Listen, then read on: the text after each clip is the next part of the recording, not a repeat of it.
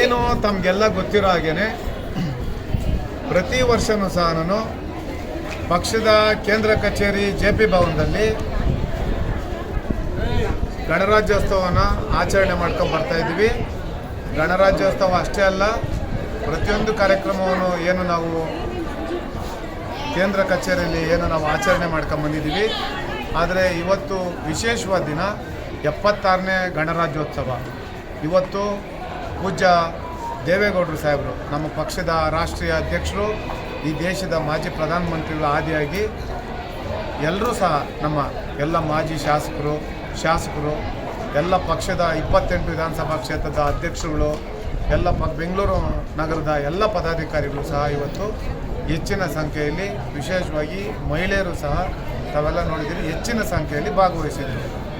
ಇನ್ನೊಂದು ವಿಶೇಷ ಏನಪ್ಪ ಅಂತಂದರೆ, ಭಾಳ ಜನ ಹಿರಿಯರು ಆಳುಬರು ನಮ್ಮ ಪಕ್ಷದಲ್ಲಿ ಸುಮಾರು 60-70 ವರ್ಷಗಳ ಕಾಲ ಈ ಪಕ್ಷಕ್ಕೆ ಸೇವೆಯನ್ನು ಸಲ್ಲಿಸಿರ್ತಕ್ಕಂಥವ್ರು ಇವತ್ತು ಹೆಚ್ಚಿನ ಸಂಖ್ಯೆಯಲ್ಲಿ ಬಂದಿದ್ದರು. ಅದು ನಮಗೆ ವಿಶೇಷವಾಗಿ ನಾವು ಸಂತೋಷ ಪಡಬೇಕಾದಂಥ ಒಂದು ದಿನ. ಅಂಥ ಒಂದು ದಿನದಂದು ಇವತ್ತು ಏನು ನಾವು ಗಣರಾಜ್ಯೋತ್ಸವ ಇವತ್ತು ಆಚರಣೆ ಮಾಡಿದ್ದೀರಿ. ಮುಂದಿನ ದಿನಗಳಲ್ಲಿ ಯಾವುದೇ ಒಂದು ನಾವೇನು ಇವತ್ತು 76ನೇ ಗಣರಾಜ್ಯೋತ್ಸವ ದಿವಸ ಇವತ್ತು ಕೇಂದ್ರ ಕಚೇರಿಯನ್ನು ಆಚರಣೆ ಮಾಡಿದ್ದೀರಿ. ಮುಂಬರ್ತಕ್ಕಂಥ ಎಲ್ಲ ಒಂದು ಬೃಹತ್ ಬೆಂಗಳೂರು ಮಹಾನಗರ ಪಾಲಿಕೆ ಚುನಾವಣೆ ಇರ್ಬೋದು, ಅಥವಾ ಗ್ರಾಮ ಪಂಚಾಯಿತಿ, ತಾಲೂಕು ಪಂಚಾಯಿತಿ, ಜಿಲ್ಲಾ ಪಂಚಾಯಿತಿ ಚುನಾವಣೆ ಇರ್ಬೋದು, ಪಕ್ಷವನ್ನು ಬೆಂಗಳೂರು ನಗರದಲ್ಲಿ ಮತ್ತು ಬೆಂಗಳೂರಿನ ಗ್ರಾಮಾಂತರದಲ್ಲೂ ಸಹ ಹೆಚ್ಚು ಸಂಘಟನೆಯನ್ನು ಮಾಡಿ ಪಕ್ಷವನ್ನು ಅಧಿಕಾರಕ್ಕೆ ತರಲೇಬೇಕು ಅಂತೇಳಿ ನಮ್ಮ ಪಕ್ಷದ ಎಲ್ಲ ಬೆಂಗಳೂರು ನಗರದ ಪದಾಧಿಕಾರಿಗಳು ಪಣತೊಟ್ಟು ಕೆಲಸ ಮಾಡ್ತಾಯಿದ್ದಾರೆ. ಆ ನಿಟ್ಟಿನಲ್ಲಿ ನಾವು ಸಹ ಇದೇನು ಪಕ್ಷದ ಸದಸ್ಯತ್ವ ಅಭಿಯಾನವನ್ನು ಸುಮಾರು 4 ತಿಂಗಳಿಂದ ಮಾಡ್ತಾಯಿದ್ದೀವಿ. ಇನ್ನು 2 ತಿಂಗಳಲ್ಲಿ ಸಾಂಸ್ಥಿಕ ಚುನಾವಣೆಗಳು ಬರ್ತಾಯಿದೆ.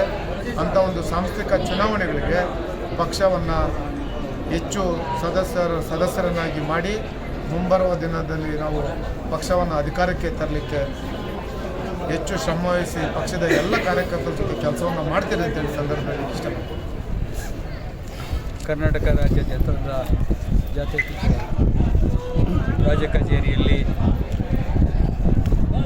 ಭಾರತದ 76ನೇ ಗಣರಾಜ್ಯೋತ್ಸವವನ್ನು ಆಚರಣೆ ಮಾಡಿದ್ದೇವೆ. ಈ ಶುಭ ಸಂದರ್ಭದಲ್ಲಿ ಕೂಡ ನಮ್ಮ ಪಕ್ಷದ ವರಿಷ್ಠರು, ನೆಚ್ಚಿನ ನಾಯಕರು ಮತ್ತು ಮಾಜಿ ಪ್ರಧಾನಮಂತ್ರಿಗಳಾಗಿರ್ತಕ್ಕಂತಹ ಸನ್ಮಾನ್ಯ ದೇವೇಗೌಡರು ಹಾಗೂ ನಮ್ಮ ಪಕ್ಷದ ಹಿರಿಯ ಮುಖಂಡರು, ಮಹಿಳಾ ಮುಖಂಡರು ಮತ್ತು ಮಾಜಿ ಸಚಿವರಾಗಿರ್ತಕ್ಕಂತಹ ಶ್ರೀಮತಿ ಲೀಲಾದೇವಿ ಪ್ರಸಾದ್ ಅವರ ನೇತೃತ್ವದಲ್ಲಿ ಕೂಡ ಈ ಧ್ವಜಾರೋಹಣ ಕಾರ್ಯಕ್ರಮ ಯಶಸ್ವಿಯಾಗಿ ನೆರವೇರಿದೆ. ಸಂದರ್ಭದಲ್ಲಿ ಕೂಡ ಬೆಂಗಳೂರು ನಗರದ ಜನತಾದಳ ಜಾತ್ಯತೀತ ಪಕ್ಷದ ಅಧ್ಯಕ್ಷರಾಗಿರ್ತಕ್ಕಂಥ ರಮೇಶ್ ಗೌಡರು, ಶಾಸಕರಾಗಿದ್ದ ಶರವಣ ಅವರು, ಜವರಾಯಗೌಡರು ಮತ್ತು ಕೂಡ ಹಾಜರಿದ್ದರು. ಬಹುಶಃ ಇವತ್ತಿನ ಈ ಕಾರ್ಯಕ್ರಮದಲ್ಲಿ ಪಕ್ಷದ ಸಂಘಟನೆ ಬಲವರ್ಧನೆಗೆ ಅತಿ ಹೆಚ್ಚಿನ ರೀತಿಯಲ್ಲಿ ಕೂಡ ನಾವೆಲ್ಲ ಕೂಡ ಒತ್ತೊಡಿಸಬೇಕು ಅಂತೇಳಿ ನಿರ್ಧಾರವನ್ನು ಮಾಡಿದ್ದೇವೆ. ಎಲ್ಲರಿಗೂ ಕೂಡ ಗಣರಾಜ್ಯೋತ್ಸವದ ಶುಭಾಶಯಗಳು.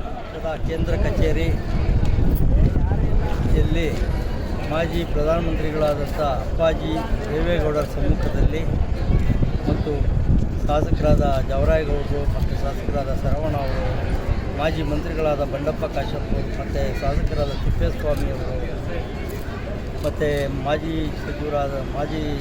ಶಾಸಕರಾದ ನಾರಾಯಣರಾವ್ ಅವರು ಮತ್ತು ಬೆಂಗಳೂರು ನಗರದ ಅಧ್ಯಕ್ಷರಾದ ರಮೇಶ್ ಗೌಡರು ಇವರೆಲ್ಲರ ನಾಯಕತ್ವದಲ್ಲಿ ಲೀಲಾದೇವಿ ಪ್ರಸಾದ್ ಅಮ್ಮನವರು ಈ ಒಂದು ದಿವಸ ನಮ್ಮ ಈ ಒಂದು ಗಣರಾಜ್ಯೋತ್ಸವದ ಧ್ವಜಾರೋಹಣ ಕಾರ್ಯಕ್ರಮವನ್ನು ನೆರವೇರಿಸಿಕೊಂಡಿದ್ದಾರೆ.